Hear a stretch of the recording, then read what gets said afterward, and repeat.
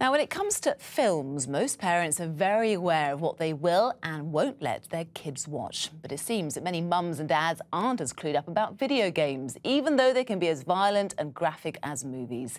In a survey for 5 News, more than half of parents said they'd let their children play games designed for over 18s. Only a fifth said they were worried about the violent content, but nearly a quarter of parents we asked said they noticed a negative change in the behaviour of their child once they'd played a game. Well, for years, child safety experts have urged parents to be cautious about what their kids are exposed to. So for the first in a special series, Dominic Reynolds has been investigating the video games which are designed for adults only. There aren't many family homes without one of these.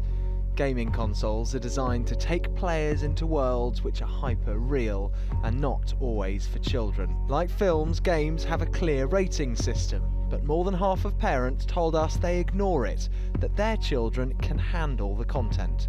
But do parents really know what 18 means? These 3 each have 2 children. We asked them to take a look at 18-rated content.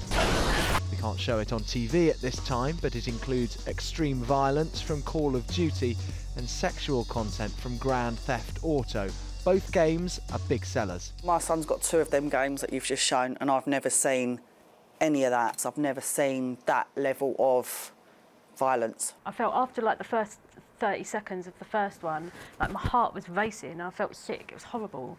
I'm really shocked. It's a lot worse than I thought it was. I'm finding it hard classifying them as games because I'm trying to justify where the game part of it is. If I had a way, that game would not even get through the front door. Their head surely is not capable to take in that level of violence. My head can't take that level of violence, so as a young child, they shouldn't be seeing that. From what I have seen, I am worried. What are they going to become?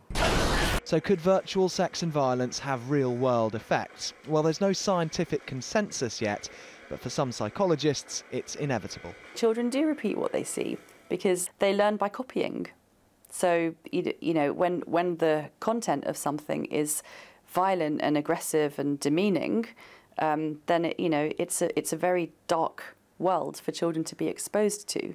The games industry has already tightened up. 2 years ago, it adopted the European PEGI rating system. That means an age limit and information about why a game has earned it. Manufacturers say that should be enough. The games industry takes its responsibility to its players, its consumers, and particularly children extremely seriously.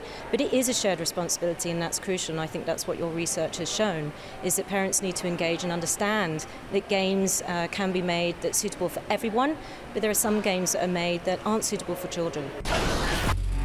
Some schools have started calling on experts to educate parents. Former detective Sharon Gerling gives regular talks. She says she often meets 6- and 7-year-olds who play games marked adults only. Why is it that parents see the certificate on a film as different to the certificate on a game? Well, I don't think parents understand it, and that's part of the problem. And my response to that is, have you looked at it? Would you take your 9-year-old to go and watch an 18 movie or to go to a porn show? Absolutely no, you wouldn't.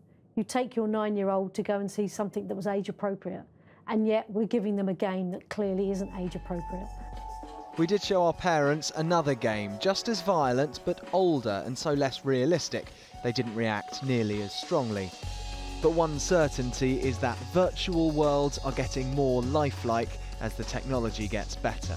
The line between game and reality could get harder to see all the time, especially for the very young.